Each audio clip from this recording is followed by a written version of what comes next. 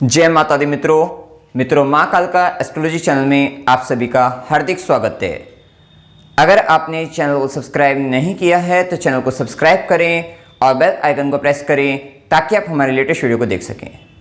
मित्रों, आज हम स्टार्ट करने वाले हैं monthly prediction for Scorpio ascendant January 2023। वृश्चिक लगन के जातकों के लिए जनवरी माह का मासिक फल आइए आरंभ करते हैं। मित्रों, अगर आपकी लगन कुंडली के अंतर्गत यहाँ पर लगन में 8 नंबर लिखा हुआ है, इसका मतलब आपका वृश्चिक लगन है जो कि एक स्थिर लगन है, जल तत्व लगन है। इस लगन के जातक अथवा जातिकाएं स्थिर लगन होने के कारण काफ़ी फिक्स नेचर के होते हैं, उनकी चॉइसेस वगैरह फिक्स हो जाती हैं, अपने एक ही बात पर अड़ जाते हैं, अड़िग हो जाते हैं, या कह सकते हैं कि जो एक बार ठान लेते हैं उसको कर कर ही मानते हैं।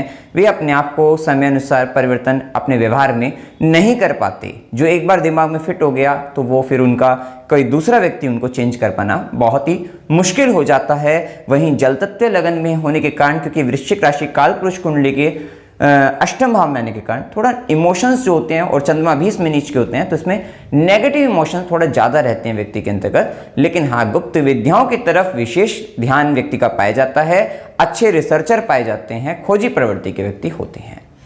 अब देखिए यहाँ पर जनवरी माह के अंतर्गत अभी तक क्या था कि मंगल का गोचर वृषभ राशि में ही चल रहा है, जो कि 13 नवंबर से 13 मार्च तक 2023 तक वृषभ राशि में मंगल गोचर कर रहे हैं। लेकिन यहाँ पर अभी 13 जनवरी तक ये वक्री अवस्था के अंतर्गत गोचर कर रहे हैं।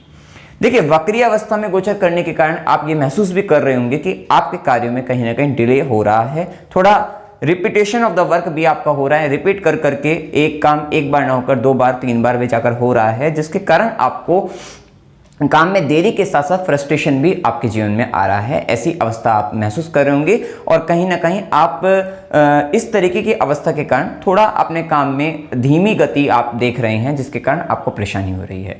तो एक तरीके से ये भी है, साथ ही पेंडिंग काम भी आपको करने पड़ रहे हैं। हो सकता है कि पिछले पुराने पड़े मतलब जो काम आपने कहीं ना कहीं छोड़ रखे थे, उस तरफ आपका विशेष ध्यान ज़्यादा जा रहा हो, और ये काम भी आपके, क्योंकि कहीं ना कहीं मंगल आपका लग्नेश है और सप्तम भाव के अंतर्गत जैसा कि गोचर कर रहा है, तो हो सकता है वो व्यापार से संबंधित काम हो, या आपके मैरिड लाइफ से रिलेटेड, मैरिज से रिलेटेड, पार्टनरशिप, रिलेशनशिप से रिलेटेड कुछ ऐसे काम थे जो कहीं ना कहीं आप निपटा रहे हैं, उनको पूरा कर रहे हैं जो पेंडिंग वर्क थे। तो वो 13 जनवरी तक का समय चल रहा है, या इनसे रिलेटेड काम में आपका डिले और फ्रस्ट्रेशन ज्यादा जो दिखाई देता है वो इनसे संबंधित दिख रही है।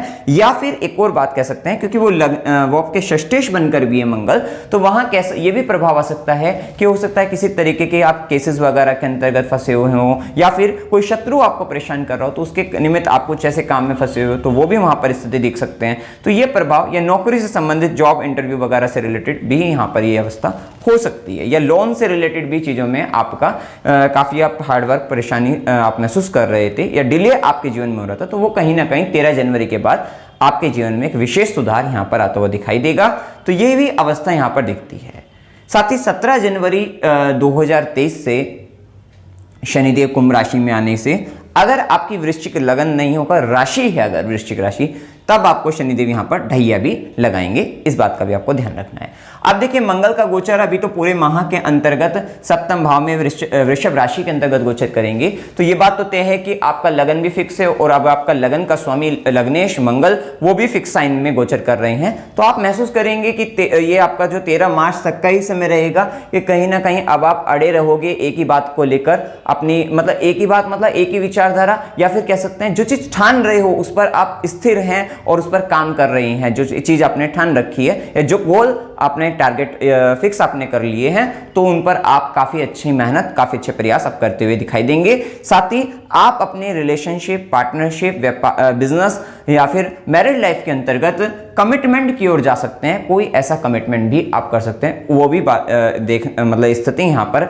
आती हुई नजर आ रही है। साथ ही मंगल मेन फोकस आपका इन सब चीजों को लेकर अभी ज्यादा रहेगा, अपने बिजनेस पार्टनर, पार्टनरशिप, रिलेशनशिप को लेकर ज्यादा मेन फोकस आपका आ रहा है, ऐसा कह सकते हैं। थोड़ा सा वहां पर फाइटिंग भी रहेगी, क्योंकि मंगल अपना काम तो यहां पर करेंगे। तो हो सकता है कि आप अपने, और एक बात और है कि आप कहीं ना कहीं इन पर हावी होते हुए दिखाई दे रहे हैं। वे सामने वाला पक्ष ना हावी होकर आप इन लोगों पर हावी हो सकते हैं इस स्थिति का भी यहाँ पर ध्यान रखना है कि थोड़ा गुस्सा और झगड़ा करने से इनसे रिलेटेड आपको बचना भी चाहिए। तो एक स्थिति तो यहाँ पर ये भी क्लियर होती है। साथ ही अब आप देखने वाले हैं कि 17 जनवरी 2023 से आपके जीवन के अंतर्गत जबकि विशेष बदलाव शनिदेव का गोचर अभी मकर मिता और अब कुंभ राशि के अंतर्गत जैसे गोचर करेंगे तो ये अच्छा भी है और थोड़ा खराब किस लिए। अभी आपका देखेंगे कि आपका विशेष ध्यान अपने कर्म स्थान पर आने वाला है। अगर आपका ध्यान कहीं और चल रहा था तो ये बात ध्यान रखिएगा कि थोड़ा नेगेटिव स्थिति आपको अगर फेस करनी पड़ सकती है तो वो अपनी जॉब से रिलेटेड या कार्य क्षेत्र के अंतर्गत थोड़ी परेशानी महसूस आपको हो सकती है। तो उस क्षेत्र वहां पर विशेष ध्यान देने की आपको आवश्यकता रहेगी। तो एक बात का विशेष ध्यान देना है कि कार्य क्षेत्र में आपको काम करते हुए जरा भी असावधानी नहीं बरतनी है। सावधानी के साथ और अच्छे तरीके से मन लगाकर आपको वहां काम करना है, क्योंकि वहां पर कहीं ना कहीं अब दिक्कतें आपके जीवन में बढ़ेगी और वहां पर आपको विशेष पराक्रम करके आपको आगे बढ़ना होगा। ये भी यहां पर कह सकते हैं, क्योंकि मंगल की भी अब चौथी दृष्टि रहेगी, राहु की भी पांचवी दृष्टि रहेगी, शनि की भी दृष्टि रहेगी। तो विशेषकर यहाँ पर यह स्थिति बन सकती है कि जॉब प्लेस पर पॉलिटिक्स होने की भी संभावना ज़्यादा रहेगी। तो कहीं ना कहीं आपके विरुद्ध कोई षड्यंत्र रचे, इस तरीके की स्थिति हो, या कहीं ना कहीं आपका अपने काम से अब मन ना लग रहा हो उस काम के अंतर्गत, या फिर एक और स्थिति आ सकती है कि मातृभूमि के कारण या घर के कारण आपको आपके कार्य क्षेत्र में परेशानियों का सामना भी करना पड़ सकता है। ये भी अवस्था यहाँ पर कही जा सकती है, तो इस बात का आपको ध्यान देना है। वहीं अभी लगन पर मंगल की दृष्टि है, तो ये तो अपने लिए, स्वास्थ्य के लिए, आपके खुद के लिए वो बहुत अच्छी स्थिति है कि आप अपने आप को मेंटेन करके रखेंगे। तो उसके उन सब चीज़ों से संबंधित या आपका अपने लिए, अपनी पर्सनालिटी को लेकर विशेष ध्यान अपने ऊपर भी आप देते हुए दिखाई देंगे। साथ ही मंगल की 8वीं दृष्टि का प्रभाव आपके द्वितीय भाव पर रहेगा, तो कड़वी वाणी से बचेगा, बोलने से बचेगा। साथ ही अपने कुटुंब जन के अंतर्गत उनकी बातों को विशेष आपको ध्यान देकर सुनना है, समझना है, उनकी बातों को मानना है, क्योंकि सूर्य का भी प्रभाव आपके 14 जनवरी तक धनु राशि के अंतर्गत रहेंगे। वहीं मंगल की भी दृष्टि है, तो कहीं ना कहीं घर परिवार के साथ, कुटुंब जन के साथ विद्रोह जैसी स्थिति, मतलब थोड़ा सा वहां पर झगड़ा होने की भी संभावना यहाँ पर बनती है। विशेषकर उनका स्वाभिमान जागृत रहेगा, उनकी बातों को हो सकता है कि उनको ये लगे कि आप उनके कहीं ना कहीं कम रेस्पेक्ट कर रहे हैं, ऐसे इश्यूज यहाँ पर आ सकते हैं। तो इस बात पर भी आपको यहाँ पर ध्यान अभी देना है, खासकर जब तक सूर्य रहेंगे तब तक ज्यादा रहेगा। तो ये प्रभाव 14 जनवरी तक ज्यादा देखने को मिलेगा। अभी देखिए, जैसा कि सूर्य का प्रभाव बताया कि 14 जनवरी तक सूर्य आपके कर्म भाव के स्वामी बनकर धन भाव में है। ये बात तय है कि ये पूरा माह आपके लिए अच्छा है धन की दृष्टि से।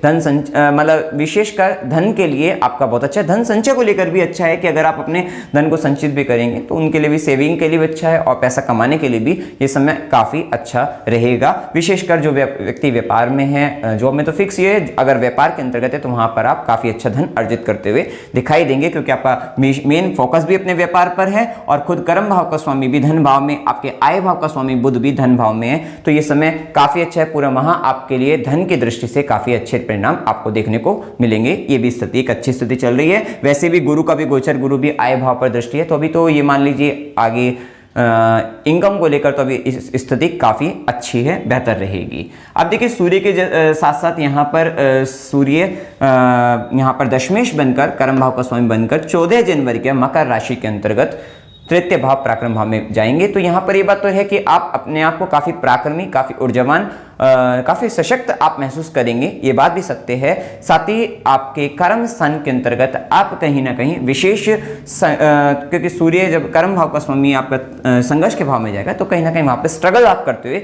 संघर्ष या मेहनत ज्यादा करते हुए दिखाई देंगे। वो भी स्थिति वहां पर देखने को मिलेगी। इसके साथ देखिए, यहाँ पर बुध के प्रभाव को देखें तो बुध अष्टमेश भी है और आय का स्वामी बनकर धन भाव में। आपको एक अच्छी धन की स्थिति आपकी अच्छी बढ़ती हुई नजर आएगी। साथ ही साथ यहाँ पर आपके जीवन के अंतर्गत जो कम्युनिकेशन आपका होगा वो काफी अच्छा, स्ट्रॉन्ग मतलब किसी के साथ भी अपनी बातों को बहुत अच्छे से रख पाएंगे, क्योंकि सूर्य का भी प्रभाव वहां पर मिलेगा और बुध का प्रभाव भी रहेगा। तो कम्युनिकेशन स्किल्स काफी अच्छी रहेगी और वाणी के माध्यम से विशेषकर आप काफी अच्छा धन अर्जित करते हुए, अच्छे से बोलकर, अच्छे से अपने आप को मतलब वहां पर अपनी बातों को रखकर आप काफी अच्छा धन अर्जित कर पाएंगे। ये भी स्थिति यहां पर कह सकते हैं। साथ ही यहां पर एक और स्थिति दिखती है कि शुक्र का प्रभाव अगर हम देखें तो वो सप्तमेश भी हैं और साथ साथ व्ययेश भी हैं। तो पहले तृतीय भाव के अंतर्गत शुक्र गोचर करेंगे, तो आप कहीं ना कहीं अपनी हॉबीज जो आपको पसंद है, बिना किसी इनकम के, उन सब कार्यों को भी आप करते हुए नजर आएंगे, तो वो भी स्थिति देखने को वहाँ पर मिलेगी।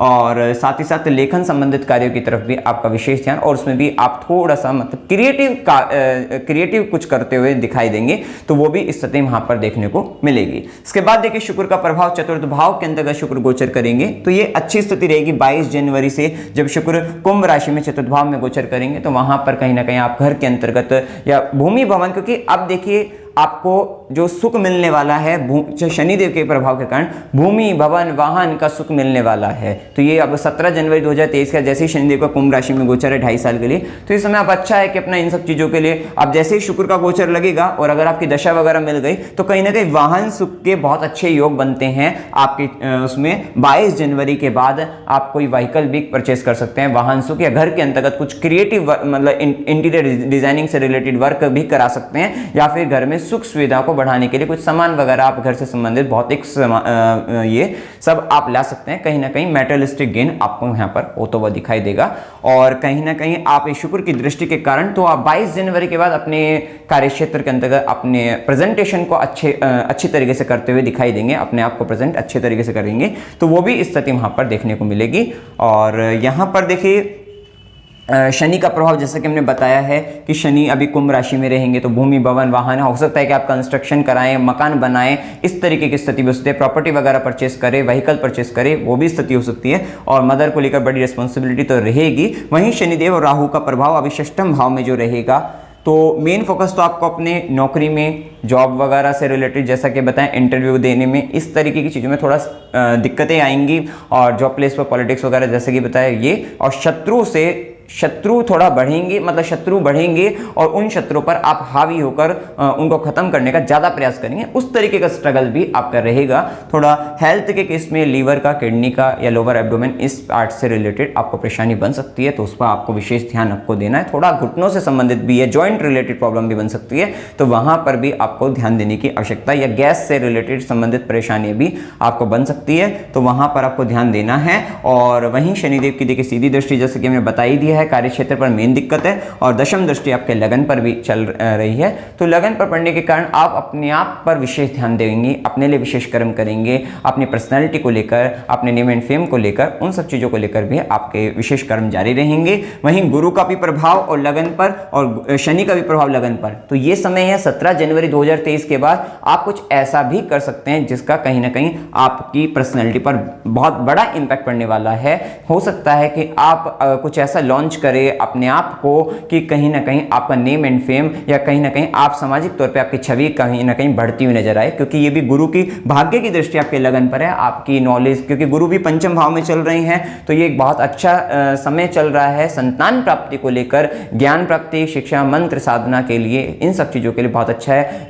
लव रिलेशनशिप, उन सब चीज़ों के लिए भी अच्छा है कि मतलब वहाँ कहीं ना कहीं आपको बन सकते हैं, गुरु की कृपा रहेगी, तो ये सब चीज़ों में भी अच्छा चल रहा है। शेयर मार्केट में भी लॉन्ग टर्म के हिसाब से आप काफ़ी अच्छा धन अर्जित कर सकते हैं, तो इन सब से रिलेटेड बहुत अच्छा भी समय चल रहा है। वहीं गुरु की 5वीं दृष्टि ज्ञान की दृष्टि है, भाग्य भाव धर्म भाव पर धर्म की विशेष वृद्धि रहेगी। हायर एजुकेशन में है तो वहाँ पर भी आपको लाभ मिलेगा, धार्मिक चीज़ों से, धार्मिक कार्यों से वहाँ पर लाभ मिलेगा। गुरु कृपा अच्छी खासी आपको मिलती हुई नजर आ रही है। वहीं आय भाव पर दृष्टि चल रही है, तो इनकम के लिए, प्रमोशन के लिए, आय वृद्धि के लिए, इन सब के लिए बहुत अच्छा समय। और वैसे भी अब तो धन भाव का स्वामी, कर्म भाव का स्वामी, वो भी आपके धन भाव में चल रहे हैं, आय भाव का और कर्म भाव का स्वामी धन भाव में, और गुरु की दृष्टि भी आपके आय भाव पर है। इस समय पैसा कमाने के लिए काफी अच्छा रहेगा, धन अर्जित करने के लिए, धन कमाने के लिए बहुत अच्छा है, धन प्राप्ति के लिए बहुत अच्छा रहेगा। वहीं गुरु की दृष्टि लगन पर, जैसा कि हमने बताया, आपकी ज्ञान वृद्धि काफी अच्छी रहेगी, आपको इन्फॉर्मेशन वगैरह काफी अच्छी, और उसको आप अंडरस्टैंडिंग पावर भी आपकी काफी अच्छी रहेगी कि आप जो ज्ञान आपको मिल रहा है उसको बड़े अच्छे से आप समझ पा रहे हैं, सीख पा रहे हैं,